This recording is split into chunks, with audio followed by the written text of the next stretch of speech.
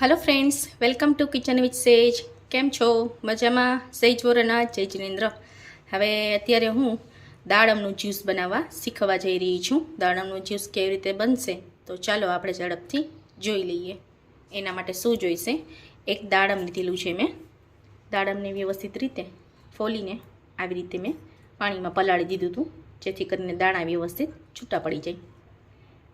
જ્યુસરનું cup લઈને એની અંદર આપણે ધીમે ધીમે એક વખત 1 થી 2 વખત જ એનું બટન ફેરવવું મિક્સરનું, જેથી કરીને અંદરના દાણા પણ એની અંદર પીસાઈ ના જવા જોઈએ। 1 ચમચી સુગર લીધેલી છે અને 1 ગ્લાસ પાણી નાખવાનું છે આની અંદર। એક દાડમમાં 1 ગ્લાસ પાણી જોઈશે। તો ચાલો ઝડપથી આપણે આને ચન કરી નાખીએ મિક્સર ગ્રાઇન્ડરમાં।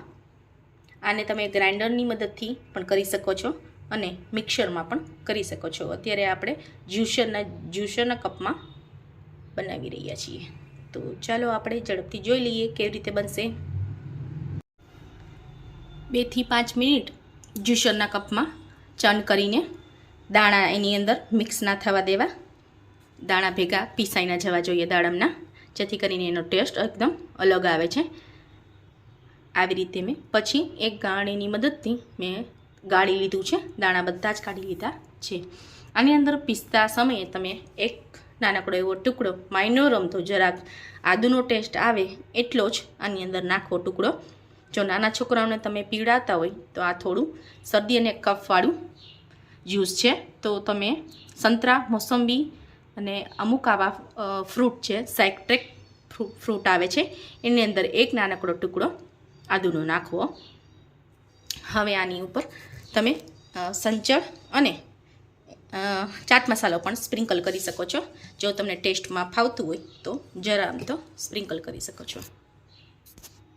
તો ફાઇનલી આપણું આ પોમોગ્રેનેટ દાડમનું જ્યુસ તૈયાર છે। જો સ્પ્રિંકલ કરીને બતાડું છું, માઇનર અમથું જ કરવું, જરા જ ટેસ્ટ પૂરતું જ આ રીતે સ્પ્રિંકલ કરવું। સો ફાઇનલી ફ્રેન્ડ્સ, આપણું આ દાડમનું જ્યુસ, પોમોગ્રેનેટનું જ્યુસ તૈયાર છે। હવે આમાં તમારે હજુ પણ કંઈ જાણવું હોય તો કમેન્ટ બોક્સમાં મને જરૂરથી જણાવજો। લાઇક, શેર અને સબસ્ક્રાઈબ કરવાનું ભૂલતા નહીં। Thank you for watching. Thank you friends.